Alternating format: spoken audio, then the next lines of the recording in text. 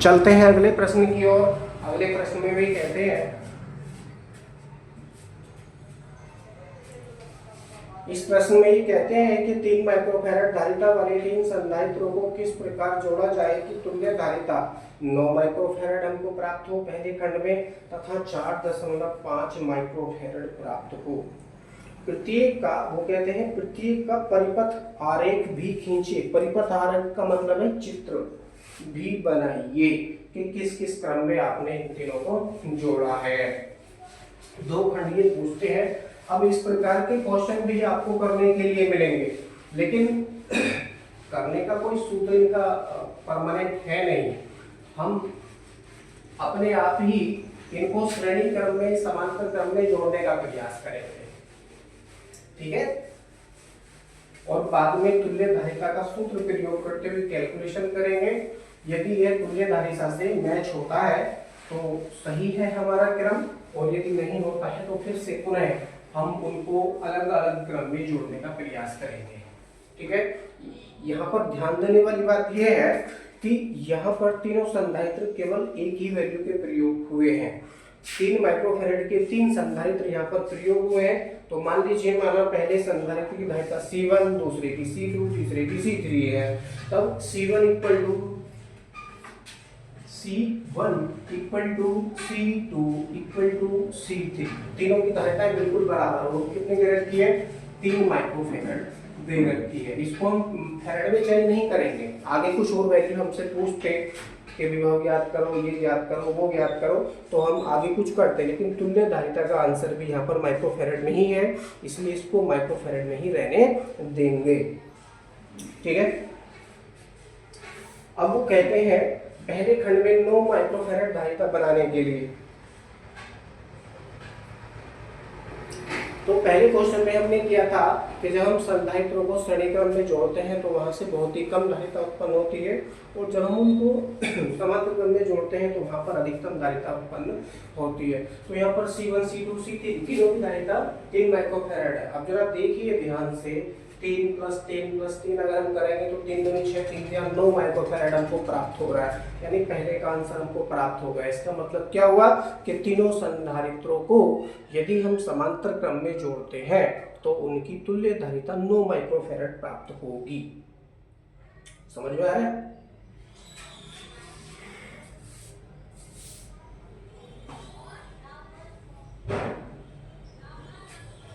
Okay, पहला खंड पूछते हैं ये फर्स्ट खंड में तुल्य धारिता 9 माइक्रोफैराड।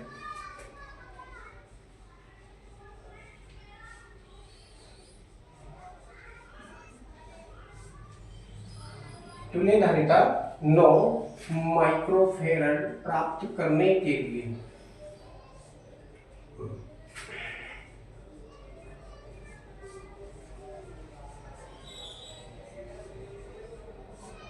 तीनों संधारित्रों को समांतर क्रम में जोड़ना होगा।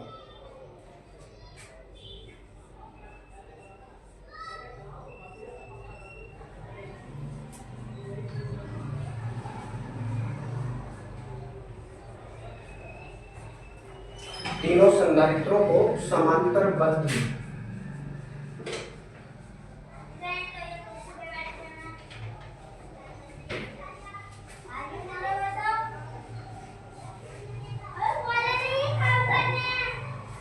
समांतरबद्ध करना होगा। अतः तुल्य धारिता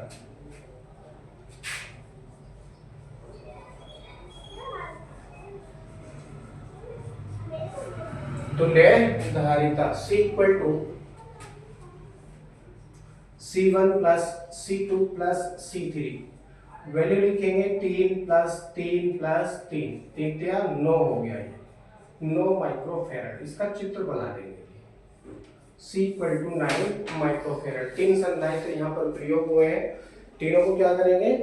समांतर क्रम में जोड़ने वाला चित्र हम बना देंगे, हो जाएगा। ये पहला संधारित्र हो गया। चलो यहाँ बना लो थोड़ा अलग, ये पहला, ये दूसरा और ये तीसरा, ठीक है। ये इसके पहली प्लेट के तार हैं, ये दूसरी प्लेट के वायर हैं। आप इनको एक साथ कनेक्ट कर दीजिए। समांतर क्रम आप इसको बना रहे हैं कुछ इस तरह से। और ये यहाँ पर कोई पावर सप्लाई का वोल्टेज लगा देंगे और यहाँ पर भी कोई पावर सप्लाई का वोल्टेज लगा देंगे। क्या मतलब हुआ, ये C1 C2 C3 यानी तीनों की धारिता बिल्कुल बराबर है, 3 माइक्रोफेरेड, ये भी 3 माइक्रोफेरेड और ये भी 3 माइक्रोफेरेड। ठीक है जी। इसका आंसर बड़ा आसान था पहले खंड का, 9 माइक्रोफेरेड। क्या किया हमने, तीनों संधारित्रों को समांतर क्रम में जोड़ दिया, जिससे हमको तुल्य धारिता 9 माइक्रोफेरेड प्राप्त हो गई बहुत ही आसानी से। वो चित्र आपके सामने है। समांतर क्रम का मतलब ये होता है कि इनकी जितने भी संधारित्र जुड़े हैं समांतर क्रम में, उन प्लेटों का, जितने भी संधारित्र जुड़े हैं उन सभी प्लेटों का कनेक्शन डायरेक्टली बिजली से होता है, डायरेक्टली बिजली सप्लाई से होता है, अन्य किसी संधारित्र से नहीं होता है। सीधा सा मतलब इसका ये हो गया। अब यदि आप इसकी दोनों प्लेटों से कनेक्टेड वायर को देखें, सबसे नीचे वाला जो संधारित्र है, इसकी पहली प्लेट को आप देखें तो इससे कनेक्टेड वायर, जो वायर जुड़ रही है वो आगे चलते हुए और ये बिजली सप्लाई से जुड़ रही है, जो वोल्टेज V1 है, बिंदु A आप मान लीजिए इसको, और इसको बिंदु B मान लीजिए। बिंदु A और B क्या है, यहाँ पर हम बैटरी लगा रहे हैं। चलिए बैटरी बना लीजिए। बैटरी का एक सिरा छोटा होता है, दूसरा सिरा बड़ा होता है। बड़े सिरे को क्या कहते हैं, धन, दूसरे सिरे को ऋण कहते हैं। तो पावर सप्लाई जो चलती है प्लस से चलती है माइनस की तरफ को। ठीक है, अगर आप इसको कनेक्ट कर देंगे तो ये सीधा सीधा परिपथ बन जाएगा, जिसमें धारा की जो दिशा होगी धन सिरे से ऋण सिरे की तरफ को होगी, कुछ इस तरह से। ठीक है, अब जरा ध्यान से देखिए, तीनों संधारित्रों का सीधा सीधा कनेक्शन बैटरी के प्लस और माइनस सिरे से हो रहा है किसी न किसी वायर के द्वारा।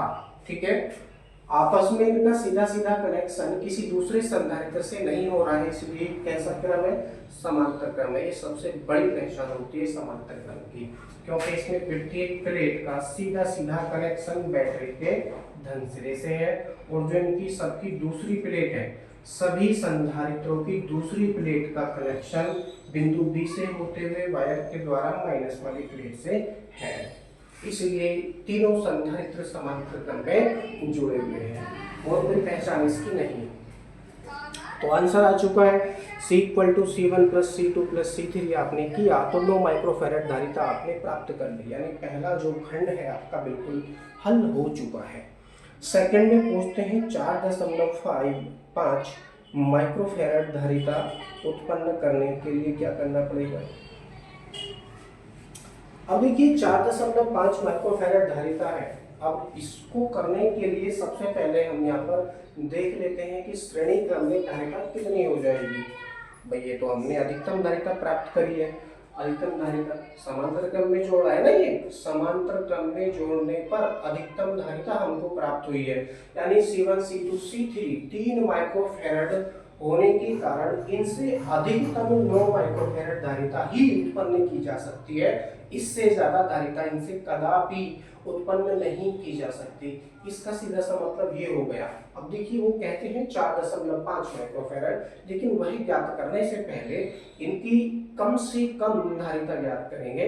तो कम से कम धारिता ज्ञात करने के लिए क्या करना होगा, इनको श्रेणी क्रम में जोड़ना होगा, श्रेणी क्रम में जोड़ना होगा। तो पहला खंड तो आपका बिल्कुल हल हो चुका है, इसको मैं साफ कर देता हूँ।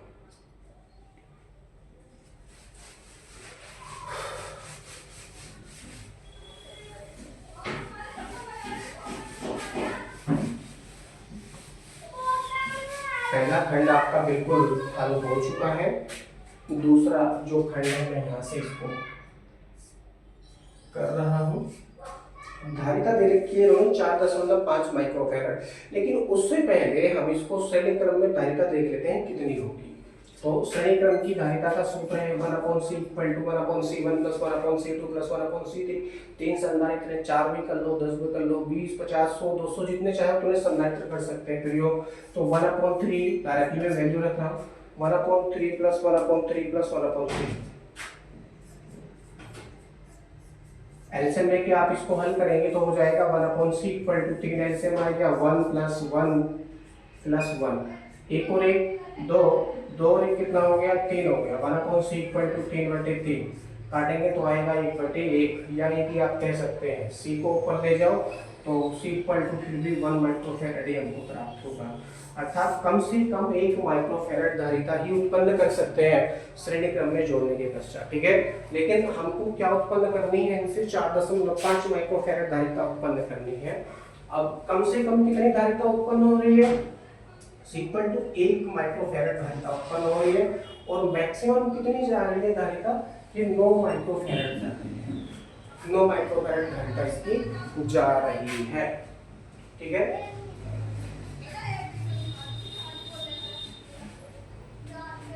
ये तो इसकी मिनिमम धारिता है और ये इसकी मैक्सिमम धारिता है, यानी इससे ज्यादा धारिता संधारित्रों का प्रयोग करते हुए नहीं ज्ञात की जा सकती है।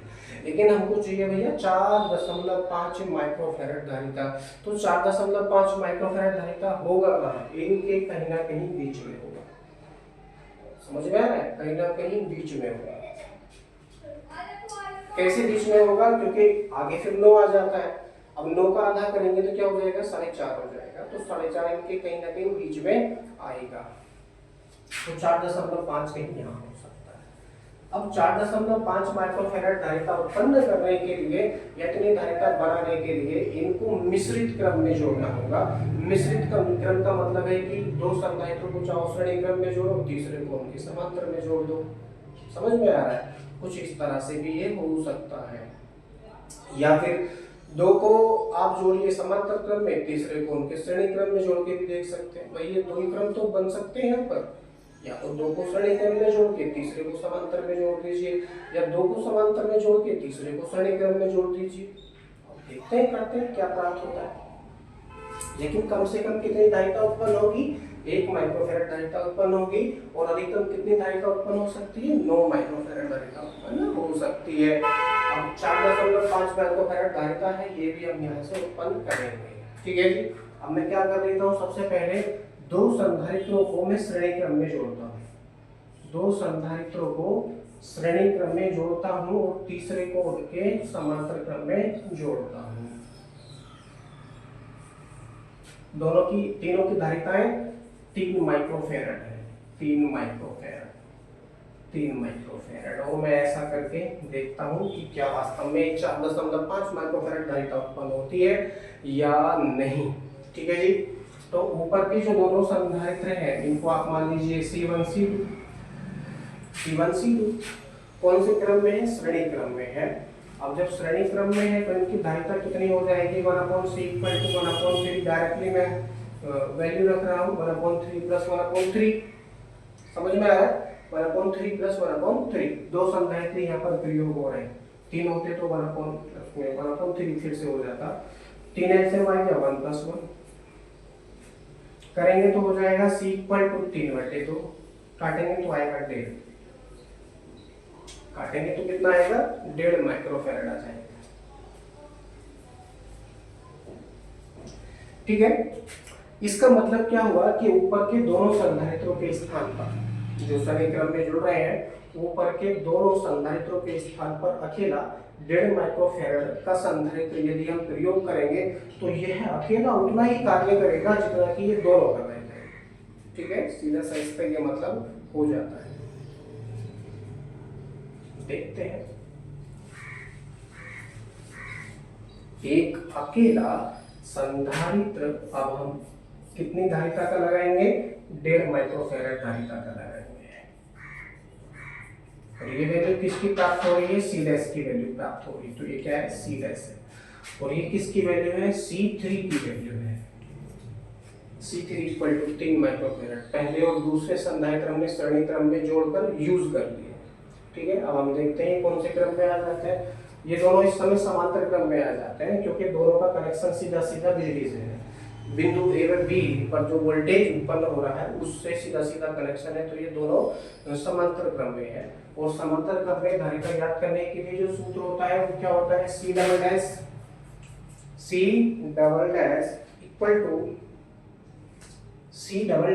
Equal to C dash plus C C dash plus C3 इसका हम प्रयोग करेंगे। तो क्या हो जाएगा, सी डैश की वैल्यू कितनी है 1.5 प्लस और C3 की वैल्यू कितनी है 3 है। C3 की वैल्यू 3 है, 3 और 1.5 कितना हो गया 4.5 हो गया, 3 और 1.5 4.5 माइक्रोफैरड। और यही हमको क्या है प्राप्त करना था।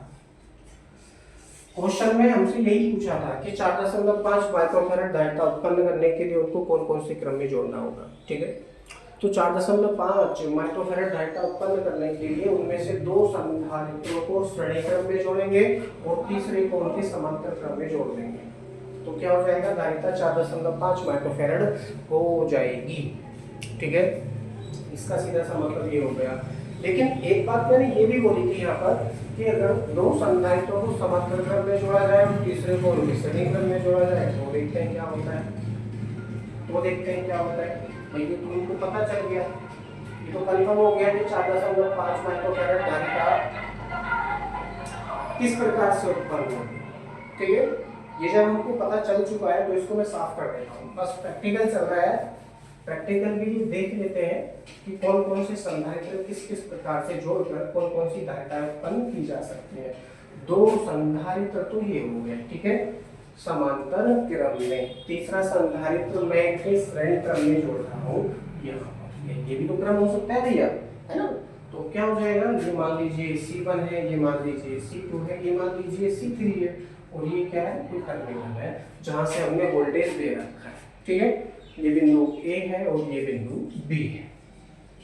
ठीक है, बिंदु A और B के बीच में हमको क्या बतानी है, तुल्य धारिता बतानी है। अब देखिए कर लेते हैं।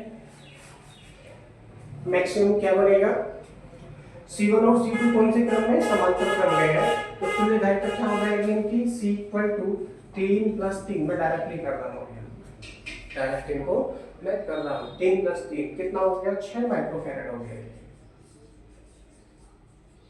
6 माइक्रोफैरड। इसका मतलब क्या हुआ कि इन दोनों संधारित्रों के स्थान पर अकेला 6 माइक्रोफैरड धारिता का संधारित्र भी प्रयोग किया जा सकता है। ये अकेला उतना ही काम करेगा जितना कि ये दोनों C1 C2 मिलकर कर रहे थे। ठीक है, अब मैं इसको साफ करके यहाँ पर 6 माइक्रोफैरड धारिता लगा देता हूँ।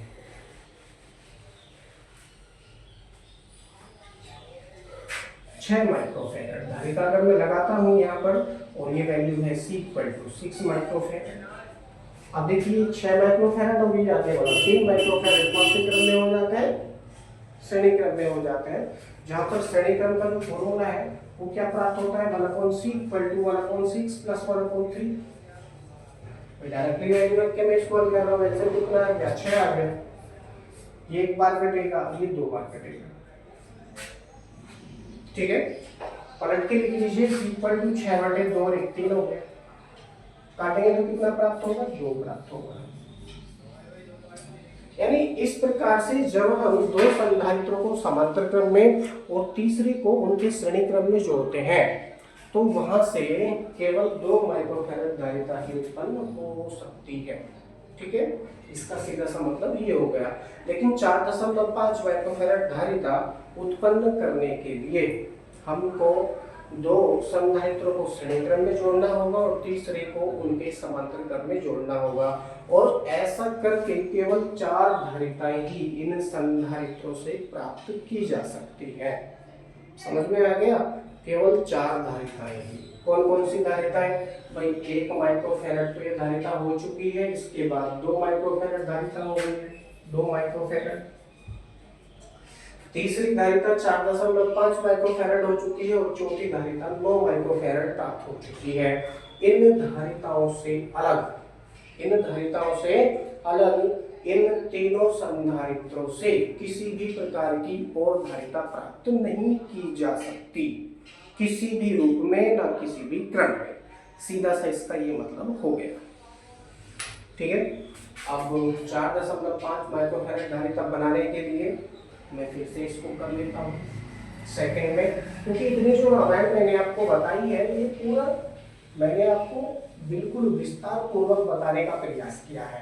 अब जो बच्चा समझना चाहता है वो समझे, जो नहीं समझना चाहता है ना समझे। ओके, सेकंड में है 4.5 माइक्रोफैरड धारिता।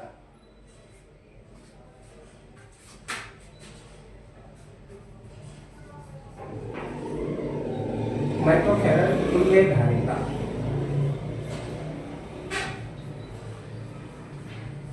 तुल्य धारिता उत्पन्न करने के लिए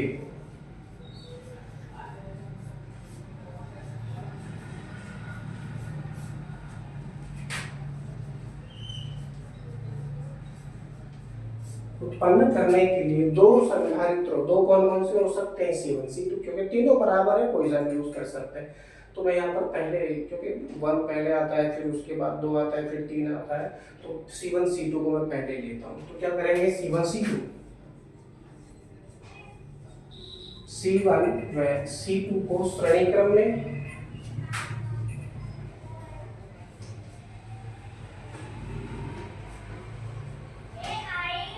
तथा C3 को, क्योंकि C3 बचा, C3 को उनके समांतर क्रम में,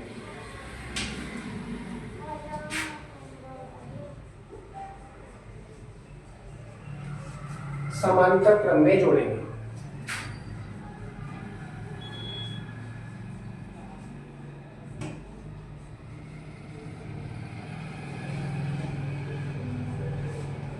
जोड़े अतः तुल्य धारिता।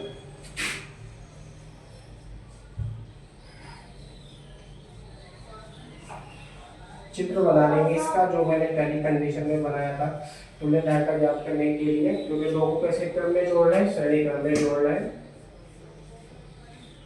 तीसरे को उनके समांतर क्रम में जोड़ रहे हैं। ठीक है, ये विद्युत टर्मिनल है जहां से इसमें पावर सप्लाई होती है। पहला तार यहाँ पे लगा देंगे आप, दूसरा तार यहाँ पे लगा देंगे।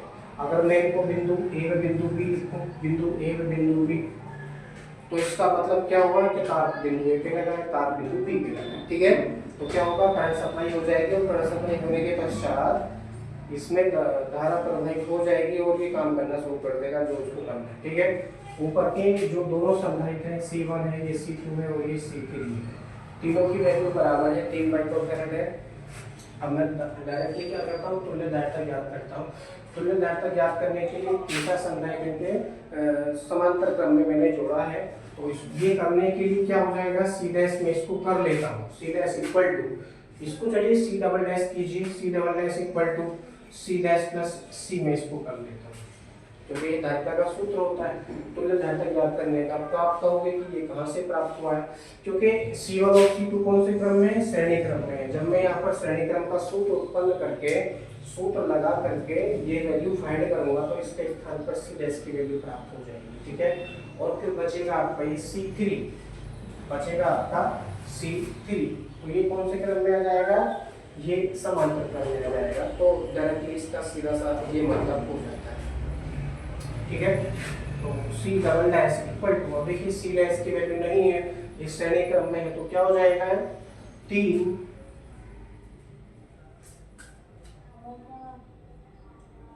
बटे 2।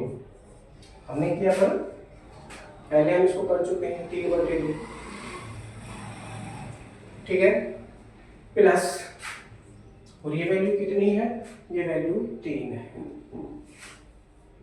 क्या हो गया, ये डेल हो गया और ये है 3, तो करेंगे आगे, क्या हो जाएगा, C double dash equal to 4.5 microfarad.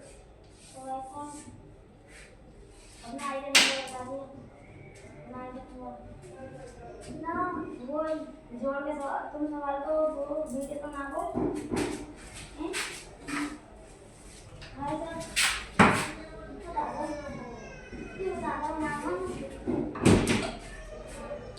अब यहाँ पर आकर ये आपका जो क्वेश्चन है बिल्कुल कंप्लीट हो चुका है।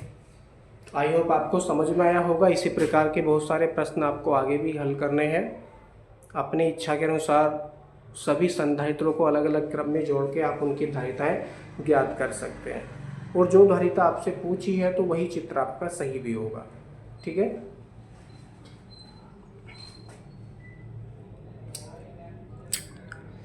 ओके, चलते हैं अगले प्रश्न की ओर।